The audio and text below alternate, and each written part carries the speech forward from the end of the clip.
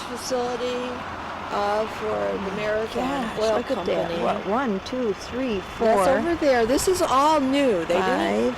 At one time they only had 6, 2 of these 7. storage tanks. Now this place is expanding and there's more and more all the time. And the residents, of course, are concerned about security. You can see right now that, I think that there's not enough security. There was a police car parked down the road, but besides that, there really isn't too much security. They do have a little fence here that you could easily drive a vehicle through or jump over. That is awful. So that's what's going on here. This is in a very urban community. Yeah, there's been nice little houses all along. Yeah, there's a lot of lower income homes in this area. Between Niles and South Bend and the 131 Major Road is not too far away. So it's Mobile and Marathon. I didn't know those were connected. Well, I think it all is. Yeah. But this is something. And the residents of Niles have been fighting a big gas facility. They want to have a natural gas heating here, and the residents are unsure about that too. And not only are they unsure about that, but this area is being built way up. So there's a lot of storage of this these gas and oil products here. Amazing. So far, nobody's come out to ask us why we're taking pictures. No, I don't think so. They're not too concerned. Yeah. There's a pretty truck with a flag on it. Yeah, right. Patriotic. How pretty. You paint a flag and that's okay. It is pretty, but what if there was terrorism here? How would it affect the community? Yeah, it sure it's just is. one of many places that I think just one of many places here in our country that's probably vulnerable to attack. Yeah. And it's on a main road. Yeah, it would hurt a lot of people. Yeah. There's no way they can make this secure. No way. I don't think so. Plus the residual effects of burning gases, what it would do to air quality. That's a biggie. Yeah. Major thing.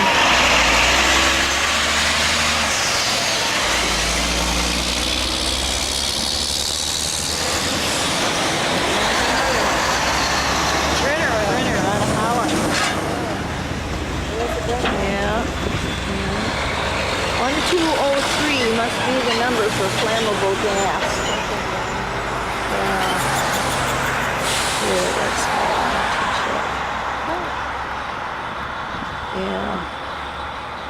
Follow me? Yeah. Find Debbie for me. There's no way.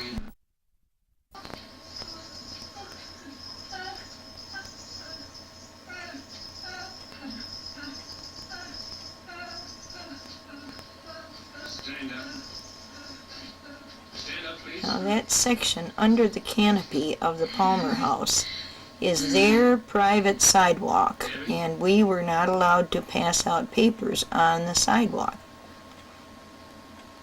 How can a city, Chicago or any other, sell public domain, the public sidewalk? Well, we got a Western on TV. I ain't white. Comanche. We're casualties.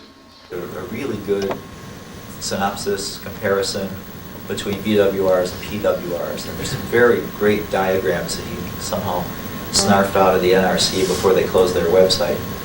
But one of the significant differences is looking at the different reactors, where you have, in the case of the boiling water reactors, and in Illinois we have 7 of those. If you look at the map behind Kevin here, the 2 all the way to your left are Quad Cities. You've got Clinton down at the bottom. Then up in that lump in the center there, you have 2 at LaSalle and 3 at Dresden. Those are all boiling water reactors, and according to the schematics of what Dave has in his piece, the spent fuel pool is above the level of the ground in BWRs, whereas at the pressurized water reactors, they're actually at ground level.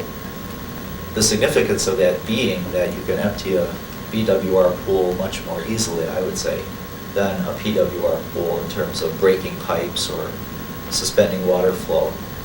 The water is going to seek a level, and you can't drive water underground per se, but if you got it 2 stories up in the air, it's definitely going to go out. So these are some of the other considerations I think that would have to be weighed, is the unique differences reactor to reactor. Excuse me, are you saying that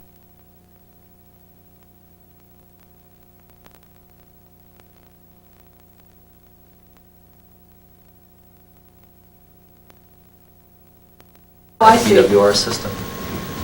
Big Because Rock it's hot. Point is one of those. What? Big Rock Point is one of those. A great big blue ball, which is 3/4 inch boilerplate, Yeah. not containment. And 2 stories up, be cool.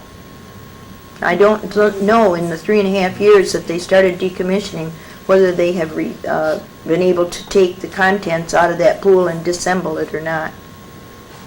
Well, it's easier to shoot it, do anything. I mean, you can make, if it's up in the air, right? A plane could go through it. Easy, I mean. What? Hold on just a second. Yeah, I was I just was- curious, are there other folks who want to jump in on any of these topics or issues, or do you have questions, specific ones that you want to get out before we decide to adjourn tonight? I see you're leaving already.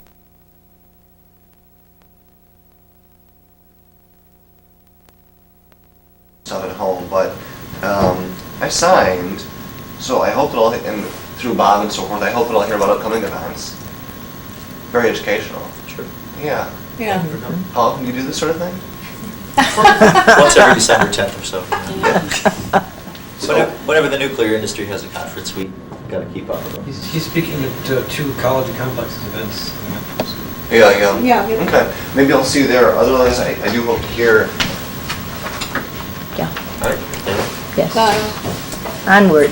Kevin, I was wondering, you're saying like there's thousands of people in Germany that how do they mobilize that many people? How could we apply that here so we get more people? Yeah, good Good question. question. Yeah. What's very- the difference? I mean, Well- there's obviously some difference between there and here. Is it more Yeah. population density in a small area? Is that it? Or? There's a lot of factors, but to let you know, it was funny to go over there because we talked to some of the folks who've been longtime organizers in Germany, and the resistance in Gorleben goes back 25 years till 1977. The German government wanted to build a reactor complex, a reprocessing facility, and a waste dump in Gorleben. It was going to be a lot of the whole nuclear fuel cycle there, and the resistance began in the late 70s. And at this point, the reactor complex is dead for a long time now, and the reprocessing center is dead. Never happened. The only thing still to fight is the dump. Way back in the late 70s, there was a protest I learned about in Hanover, Germany, which is in that region, roughly. And it was a pretty good turnout, in the tens of thousands of people were taking part. And it just so happened to coincide right in the middle of this event with the 3 Mile Island accident. And the next day they had 300,000 people in Hanover.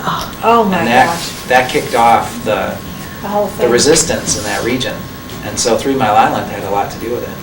And at the same time, some of those organizers in Gorleben who've been at it for, decades, they said that that they came to the United States and met the Clamshell Alliance people in New Hampshire and learned a lot from Clamshell and took it back to Germany. So they actually got their inspiration and their model for organizing here in the U.S.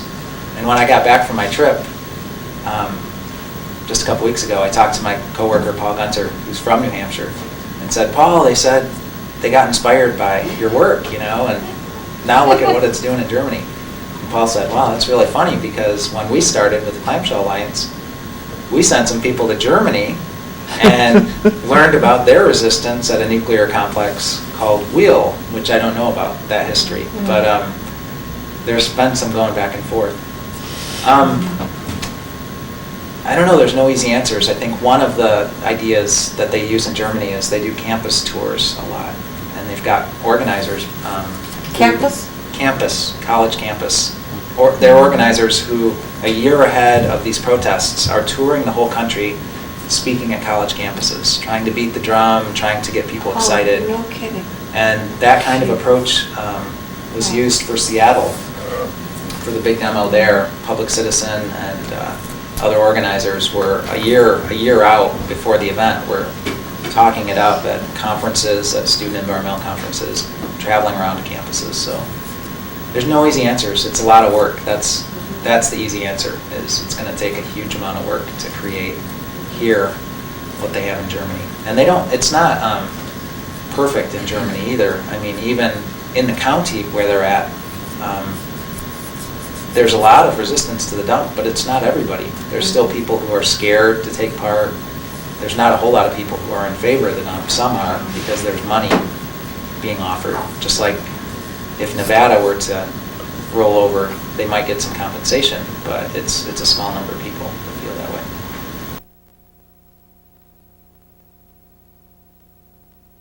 Item that the delivery had been made to Gorleben.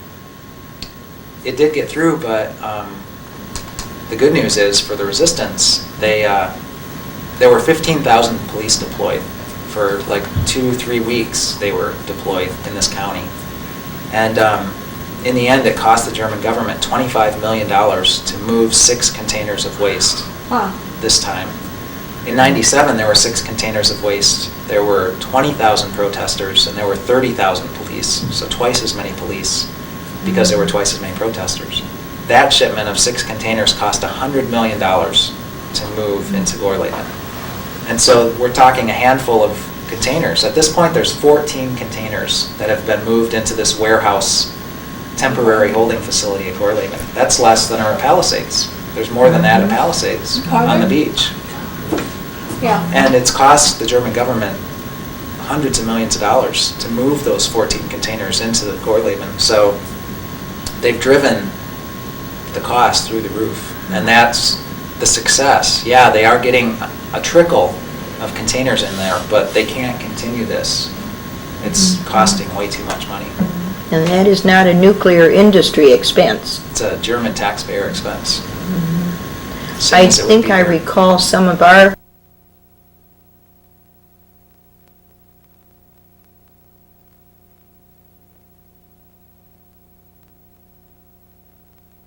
against these nuclear casks and nuclear development, then there wouldn't be the need to have taxpayers pay for all these policemen when you show up for demonstrations.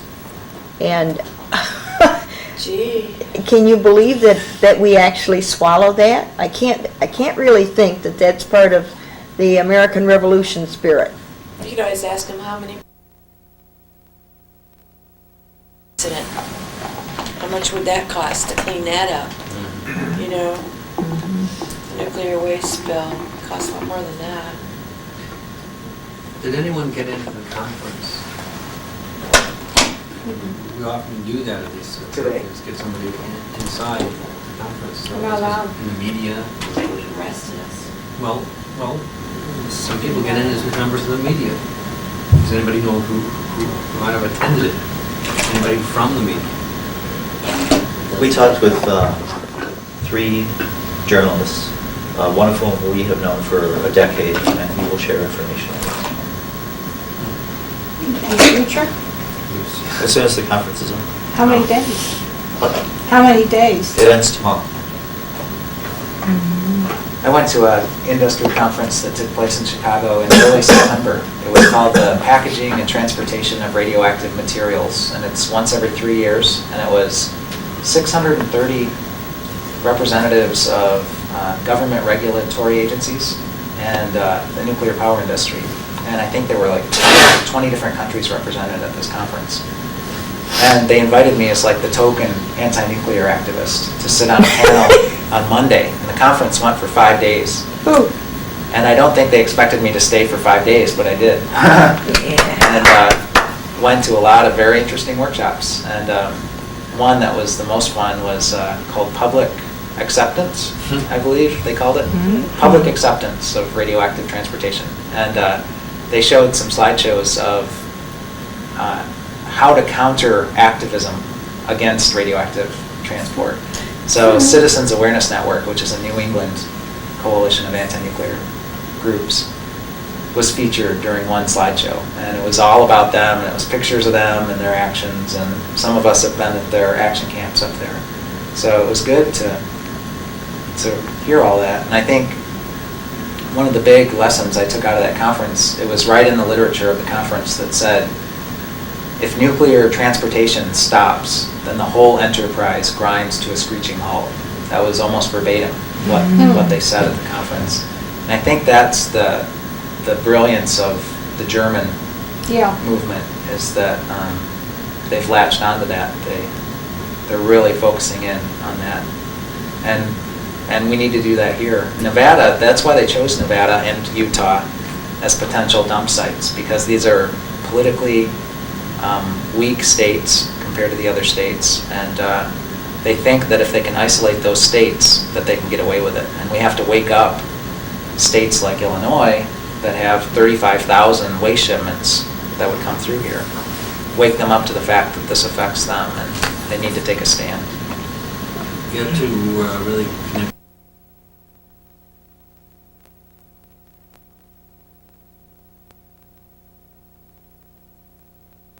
Numbers who are active with them.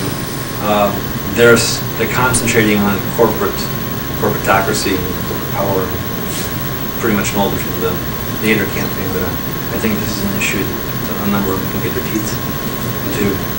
Yeah. Somebody has to. And there's another lesson from Germany that involves the Greens too. One of the folks we brought over to our action camp here last summer is one of the main organizers in Gorleben, and he spoke right to the point. The German Green Party struck a deal with Schroeder's party and with the nuclear industry, a supposed phase out of nuclear power over the next 30 years. And really what the official Green Party asked was that people stop protesting these shipments into Gorleben. And it created a huge rift in the Green Party. The Green Party of that region has totally not accepted that at all, and turned out in the hundreds and thousands to protest the last two shipments after the deal was struck. And Greens from around the country too. A lot of the grassroots activist members just won't go through that. So Yeah, the war's split them even Yeah. further. yeah. We're going through splits here. We've got two main parties. So they're actually split now in Germany, the Greens? There's a lot of disagreement about the policies of the official high-level Green leaders who are voting in favor of military activities and voting in favor of these waste shipments into Gorleben. And then the grassroots base are very upset about it.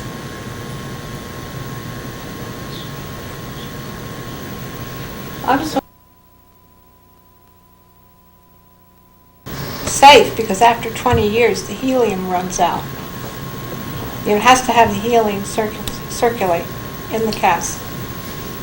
Okay, and after 20 years you have to renew the helium, and you have to take out the spent fuel pools. They were sort of in a basket thing, and they don't know how to take those pools out of the cask, and they never have.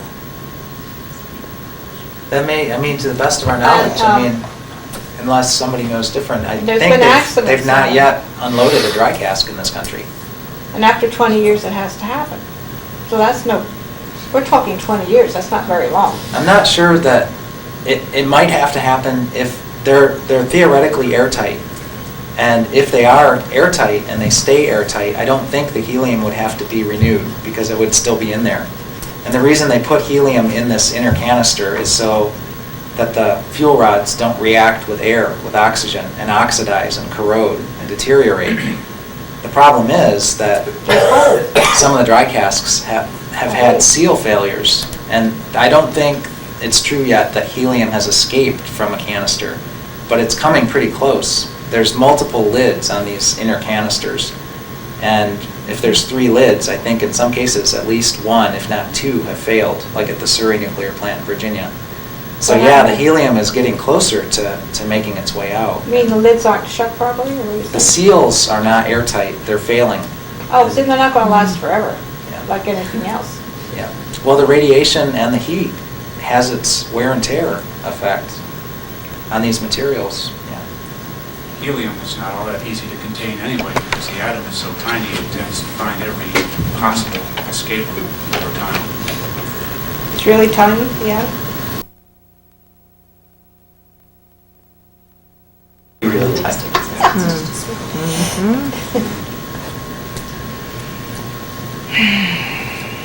You're about.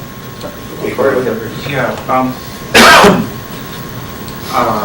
it seems pretty obvious that we're going fairly far down a road that is fraught with real hazards and pitfalls. And as a society, at some point, we have to start looking at the possibility that no matter how much engineering prowess and investment, research we put into solving some of these problems, that some of them may be so fundamental and have so much to do at the most basic level with the physics of the materials involved, that they might actually be insoluble and not ever yield to our wit and cleverness. And for that reason, as a culture, we have got to look about the timing of a decision to abort the whole thing collectively, and bring the operation of the reactors to a stop. And the good That's what news, we have to do. the good news about bringing the reactors to a stop is that, for example, in the U.S., we're only getting just about, almost, not quite, 1 part in 5 of all the electricity driving the whole show. It's a tiny, not tiny, it's a small minority contributor in the country. But then, in contrast to the fact that we don't really rely on nuclear power, is the fact that a place like the Chicago metro area, smack in the middle of the Commonwealth Edison service territory, is very seriously dependent upon nuclear power. And rather than to say really that it's depending upon nuclear power, I'd like to think of it as that we are essentially a hostage to the nuclear industry. That's for sure. And this is developed over a period of time where the major power company took a real pure interest in diving in head first and going all nuclear all the time, and that's what we have now. So the leadership to get us out of this mess as a country, I think, has got to come from a place like this, where we have to bite the bullet the hardest and make the biggest transformation from being 80%, I think the number right now, 77% nuclear here. The small amount of power buzzing around us right now is something that isn't making nuclear waste. The small part, the little part, that's 1/5. All the rest of us making nuclear waste. These things here shown in that pyramid about energy efficiency, renewables, other sources, and new capacity, that they are not looking at. I have to tell you, they are not aggressively looking at that in the Chicago area, and that, I think, is a barometer of the fact that the people at the helm of energy policy are saying, let's just keep on going down this road and we will figure it out. We'll get an answer. We're working on it. We'll get back to you. And in my heart, I think we could find ourselves 15, 20 years further down the line, and we will simply have had maybe a nuclear accident under our belt or two. And unless we get a message from the helm to put the brakes on. So the question I would ask people is, what does it take for us and our big economic partners in Europe to agree suddenly that this is a horrible mistake, and let's reverse the funding priorities? Did you want to respond? Yes.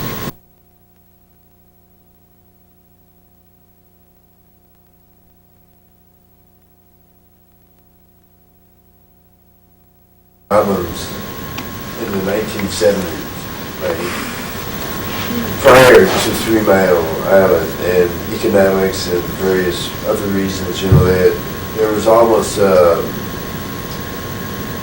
Wall Street moratorium on nuclear power plants, right? And then the 3 Mile Island accident sealed it. And so there hasn't been a nuclear power plant built since the 70s, right? And that was the early 70s. So that's 30 years ago. And, you know, they talk about the 3 Mile Island, well, that's what galvanized, you said, the movement in Germany. And one of the things about the 3 Mile Island plant, or the accident, is if there had to be an accident any place, they could have picked a more benign spot for it. Or because, in other words, this reactor had hardly run at all. And the amount of radioactivity, right, that it had to release was very slight compared to the kind of amount of radioactivity that a plant, say, in Zion would have released. I mean, that accident had been in Zion compared to 3 Mile Island would have been a completely different story. And I think that that impact, if that accident had been in here, would have been a lot far more lasting than the accident at 3 Mile Island. Now, you know, quite a bit of time has passed, and there's been a tremendous effort to whitewash whatever effects there were from 3 Mile Island, you know. And so probably nothing would stop the thing completely unless there was an accident or if there was some kind of terrorist attack. I mean, that's But it should be evident from the terrorist attack on September 11th. I mean, you know, so I don't know if that can make I a think they were difference. definitely scared, and they still are. I heard on the NPR, the International Atomic Energy Conference or something, they were studying the terrorism, and the spokesman for that on NPR said no way could they stop at any nuclear reactor in the United States a dedicated group of terrorists who would sacrifice their lives